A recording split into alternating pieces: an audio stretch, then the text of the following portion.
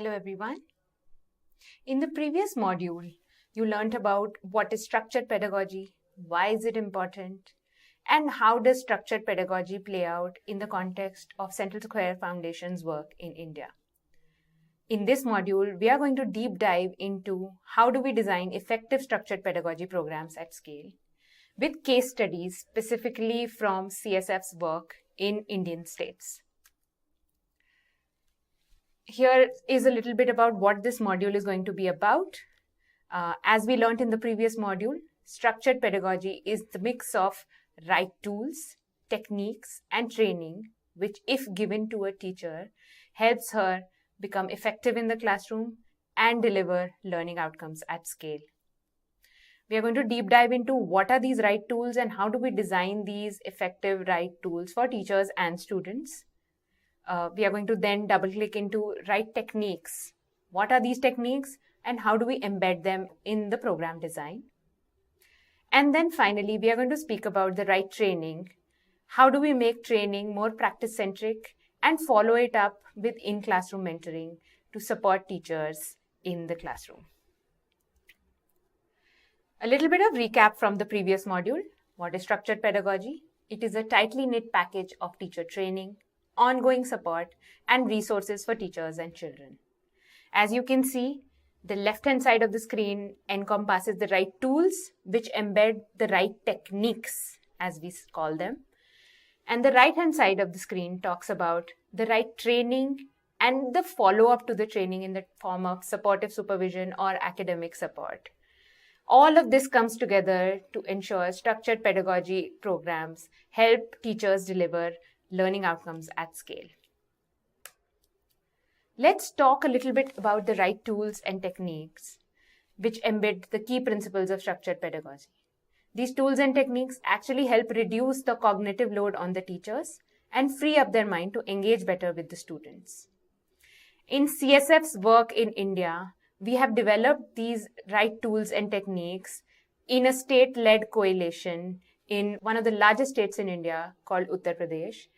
So we work with the government of Uttar Pradesh and two other organizations, which are Language and Learning Foundation, which have expertise in literacy, and Vikramshila Education Resource Society, an organization having expertise in numeracy. So let's do a deep dive into the right tools. Something that is at the center of these right tools is learning outcomes. A sharply defined learning outcomes framework, which is detailed into micro-level learning competencies mapped to national and international standards, is what encompasses the right learning outcome framework. Let's take an example of how it looks like. In numeracy, we have some key domains that are defined. This might look different across different geographies, but this is how they are defined in India. So say, for example, we take the domain of number operations. One of the goals within this domain is single and double digit addition. Now, this goal is actually broken down into milestone, which is the steps that a child would take to reach this particular goal.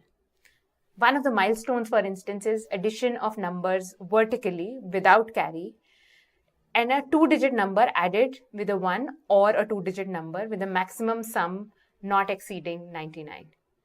This is one milestone, and then there are other milestones that help a child achieve this particular goal. Now, this milestone is also further broken down into micro-level daily competencies that a child needs to achieve to reach this particular milestone. For instance, one of the micro-learning objectives for this milestone is to add 1 and 2 digit numbers up to 20. Then add 1 and 2 digit numbers up to 50. So you go on increasing the ladder until you reach that particular milestone. And this is how the learning outcome framework is scaffolded and broken down. An example from how this was done by Central Square Foundation in the state of Uttar Pradesh with the state-led coalition. The first step was to actually define the learning goals. So under the different domains, one of the learning goals, for example, for number operations was to have children be able to add two-digit numbers effectively with carryover. What we did was took these learning goals and broke them down into learning milestones, which includes adding 1 and 2 digit numbers, some up to 20, adding 1 and 2 digit numbers, some up to 50, and so on and so forth. So these were the milestones that were defined. The second step was actually breaking these milestones into daily level micro learning competencies, which were then used to design daily level lesson plans for teachers. Here is an example of what before the breakdown a learning outcome for subtraction looked like. What we did with the addition of micro learning competencies, this is how the breakdown looked after the addition of daily level micro learning outcomes. So we helped fill the white spaces and ensure the ladder is complete for the child to go from one step to the other. From learning outcomes, let's actually move to the next set of tools, which is lesson plans and worksheets, which are very closely linked to these learning outcomes. These are again examples from the state of Uttar Pradesh, where we've been working with the state-led coalition at CSF. The first step was creating a teacher guide, which is a one-step solution for all teachers with all the resources they need in one place. The teacher handbook or the teacher guide is embedded with QR codes that the teacher can use to access any resources or videos or teaching and learning material. The teacher guide itself is very easy to navigate. So everything that a person needs to know about how to use the teacher guide is detailed out in the first few pages of the teacher guide, which is called the navigator layer. Say, for instance, a teacher missed out on the training or forgot what was taught in the training. The teacher guide itself acts as an on-the-job training for the teacher. The teacher guide also has daily level lesson plans inside the guide itself. These lesson plans have everything that the teacher needs to teach that lesson effectively in one single place, and is also mapped to the micro level learning outcomes that we spoke about in the previous slide, as well as the textbook that is used by the state. Let's see an example of how the lesson plans were taken from where they were to incorporate principles of structured pedagogy. This is an example of a previous lesson plan from academic year 2021 in the state of Uttar Pradesh. As it's visible, even though it might be in a different language, the lesson plans are very theoretically dense. There is lack of clarity on the process that a teacher needs to follow, as well as the pacing. So the section doesn't really clearly highlight how much time needs to be spent effectively. There is no structure around the pedagogical process of this is going to be step 1, step 2, step 3, or the routine. There is no distinction between a teacher's actions and a student action mentioned here. So all of these are just scripts of instruction without actually telling a teacher what the children will be doing.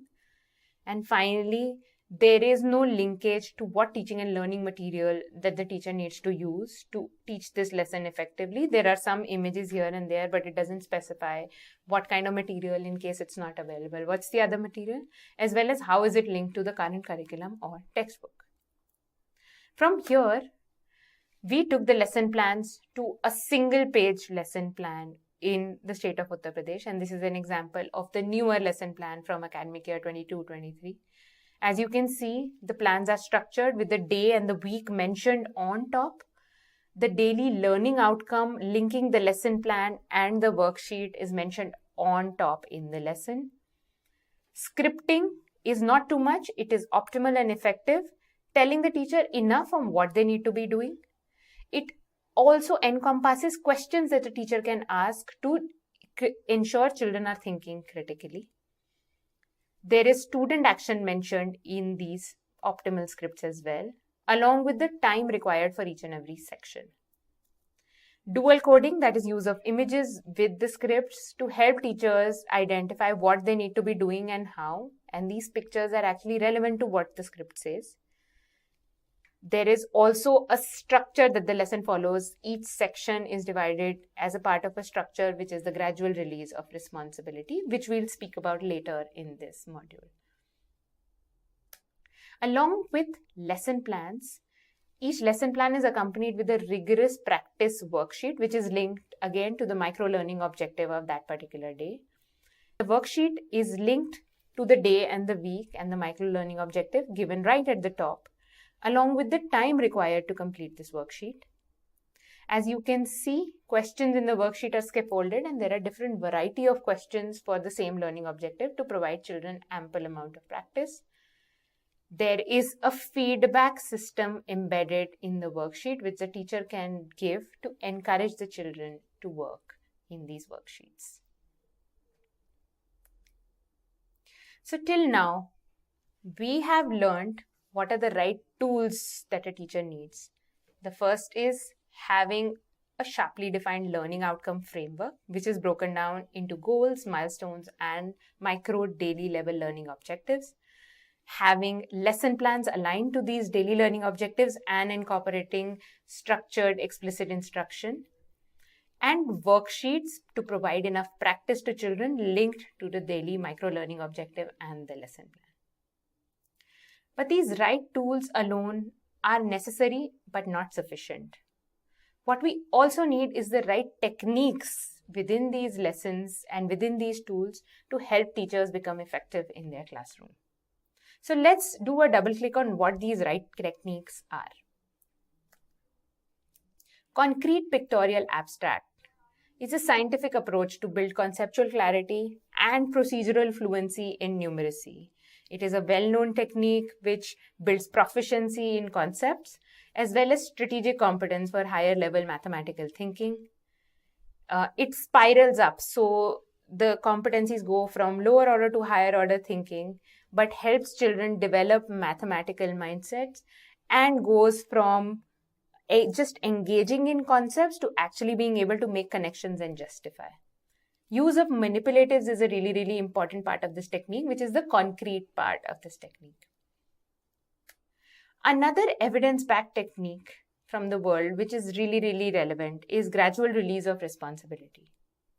As is evident on this slide, evidence from Brazil, from Kenya, from Philippines suggests that gradual release of responsibility helps teachers attain learning outcomes at scale and helps teachers teach a new skill very effectively. Gradual release of responsibility actually moves from I do, which is teacher-led instruction, to we do, where the teacher and child practice together in a guided manner, to you do, where children practice independently. The famous analogy being teaching a child how to ride a bike.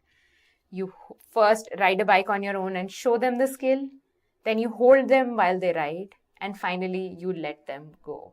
So this is the process of gradual release of responsibility. This is an example of how these techniques are actually embedded in the lesson plans in Uttar Pradesh, as we've been seeing.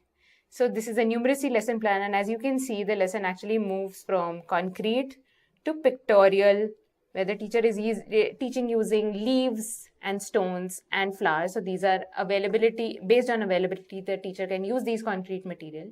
From there, the teacher actually draws on the board and teaches the children using pictures. And finally, abstract, where the teacher gets the children to solve abstract numerical problems on the same concept. Along with this, the lesson is also divided and moves from teacher-led instruction, which is I do, where the teacher is giving the instruction, to we do, where the teacher is guiding the children to practice for a certain amount of time, and finally you do, where the children are practicing independently and the teacher is asking questions. Another one of the right techniques that we hear about, and we heard in the previous module as well, is balanced literacy approach.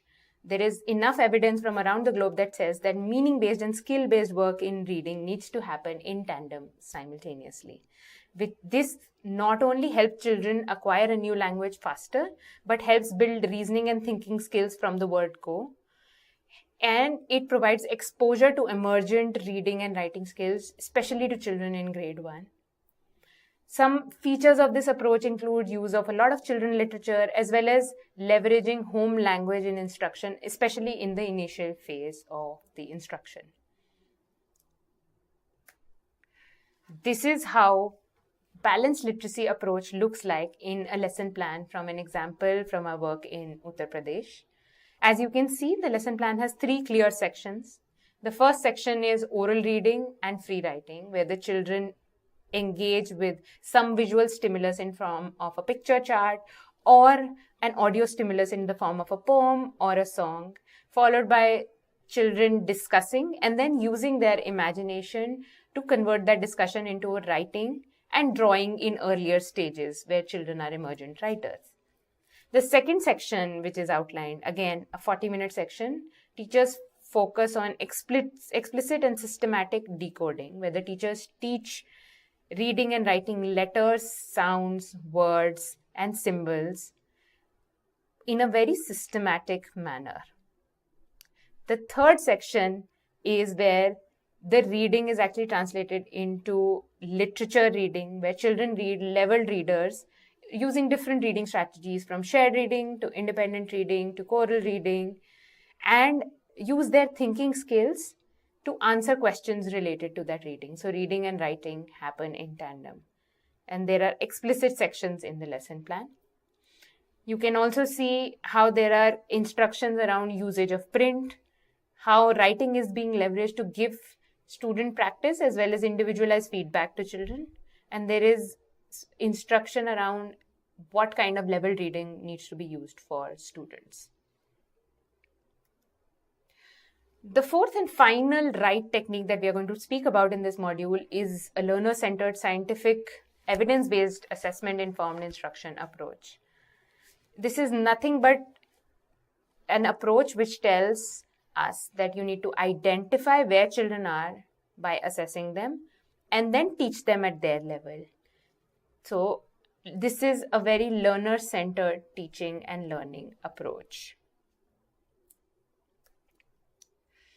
Here is how assessment-informed instruction is embedded in the daily lesson plans and worksheets in the state of Uttar Pradesh. So the assessment-informed instruction approach is divided into three different parts. Before instruction, so as you can see the top band in the lesson, it actually identifies what are some prior knowledge that the children need to have for this lesson and what are some possible misconceptions that the child might encounter while learning this concept. So the teacher can be careful and plan for it in advance. During instruction, the lesson plan specifies check for understanding questions that the teacher can ask at various points in the lesson to track if children are following the concept, and also helps the teacher give real-time feedback to the children. The third part is after instruction, where the teacher can consolidate the students' learning, evaluating them, understanding where different children are and what they learn, to be able to make a decision on whether they need to reteach this concept, remediate this concept, or move to the next lesson. So all these parts are embedded inside the lesson plan in the program design. Not only in a daily level in a lesson plan, assessment-informed instruction is embedded in the weekly teaching cycle in the state of Uttar Pradesh as well. Here is how the program works, and we call it the 4+1+1 approach, where days 1 to 4 is where the teacher teaches a new concept or a micro-learning objective. So every day there is a new lesson plan or a new micro-learning objective. The fifth day is when the teacher spends on conducting a weekly assessment and revising the concepts taught in the week. The weekly assessment will give the teacher information whether children have mastered the competencies from that week or not, and helps the teacher create groups of children into different learning levels. On day 6 is when the teacher makes the children sit in these different groups and gives them instruction according to their level. So the struggling learners who were unable to master the competencies are given a different sort of instruction, and learners who were able to master the competencies are given a different sort of instruction. So as we've learned, the 4 techniques that have been embedded into these design is concrete, pictorial, abstract, and numeracy, to go from tactical concrete objects all the way to abstract numerical concepts. Gradual release of responsibility, going from teacher demonstration all the way to independent student practice. Balanced literacy, which means doing meaning-based and skill-based work in tandem to help children develop higher order thinking skills while learning how to read. And finally, assessment-informed instruction to help teachers teach children at their level. Now let's talk a little bit about the third part, which is the right training. The tools and techniques alone cannot solve for the problem of teachers being able to deliver high quality teaching. Teachers need to be trained on how to deliver it effectively. Some of the principles of teacher training is to make it relevant and practice-centric with demonstrations within the training. As you can see on the left-hand side of the screen, the training is directly happening on the materials that the teacher are using inside their classroom, and engaging with it during the training helps them make their teaching relevant on what they're going to be doing inside the classroom. However, any face-to-face training is short in a couple of days and is not very frequently repeated in a context such as India, where the number of teachers is huge. Therefore, doing face-to-face trainings on an ongoing basis becomes really difficult. So, ongoing teacher support is provided by leveraging technology and using on-demand digital training videos, which are short 5-minute bite-sized video that will give the teacher a glimpse on a key competency they need to be learning and using inside their classroom. Now, we are going to be watching a short snippet of one such video on teaching how gradual release of responsibility needs to be practiced inside the classroom.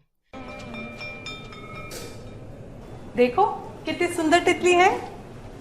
इसके पंख किस रंग के हैं? नीला और पीला। अगर हमें कभी किसी को ये बताना हो कि कौन सी चीज किस तरफ है, उसके लिए हम 2 शब्दों का उपयोग करते हैं। तो इस चित्र में तितली में नीला रंग दाईं ओर है और पीला रंग बाईं ओर है। मैं चाहती हूँ कि आप सब मेरे आसपास इकट्ठा हो जाएं। अच्छा तबस्सुम, मुझे बताओ कि 12 के दाएं और बाएं क्या है? मैम जी, 11, 12 और 13। 11 इस तरफ और 13 इस तरफ। तो बाईं तरफ क्या होगा? मैम जी, 11। बिल्कुल ठीक। और दाईं तरफ 13। बच्चों, मैंने बोर्ड पर एक प्रश्न लिखा है।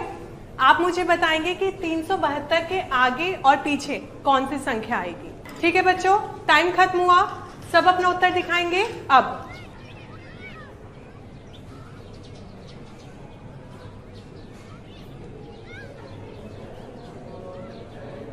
मैं करूं, हम करें, तुम करो के तरीके से मेरी समझ बच्चों की समझ बन पाती है। एक ही पाठ में जिम्मेदारी धीरे धीरे शिक्षक से छात्र तक जाती है। इस तरह से मेरे बच्चों को सीखने का और मुझे उन्हें सिखाने का पूरा मौका मिल पाता है। While training alone is necessary, it can never be sufficient to help a teacher progress on their learning. And that is why teacher training in the state of Uttar Pradesh is also supplemented with something called as supportive supervision, which includes classroom observations, regular feedback to teachers, and one-to-one coaching and mentoring. What does this process look like is where a mentor will go inside the classroom, observe the classroom for a set chunk of time, conduct some spot assessments just to understand where children are and what are their learning levels, and then based on the observation and the spot assessment, give feedback to the teacher on what they're doing really well and what they could be doing better. All of this is recorded on an app so that the mentor can ensure that they are recording certain standardized metrics. The app also gives feedback at the end of the cycle when the mentor clicks submit on what is the kind of feedback that the mentor can give to the teacher, which acts as a support for the mentor. All this data is then finally rolled up and used in a joint review with the headmaster, the teacher, and the mentor, where they talk about what the teacher is doing well and what they could be doing better before the next visit. What enables this process to be successful is having a standardized protocol which clearly outlines what a mentor needs to be doing when, how long should the observation be, how long should the spot assessment be. There is a technology enablement through an app which is standardized across. This not only ensures that the mentor knows what are the metrics to track every single time, but also helps the mentor access this data when they go back to the classroom, say weeks or months later. All this data is compiled into a dashboard which is used in the block and the cluster review meetings, where the mentors together sit and identify which are the schools that are doing well and the schools that might be needing additional support, and they formulate a strategy around how they can support these schools and teachers better. And finally, ensuring that teachers are always motivated by rewarding and recognizing them for the quality work they are doing through public appreciation over WhatsApp groups or in public scenarios or public meetings like the group meetings that teachers have in their professional learning communities. All of this together helps the teacher not only get trained and build their capacity, but also ensure their capacity is constantly being supplemented through on-the-job mentoring. So, here is a summary of what we learned in this module.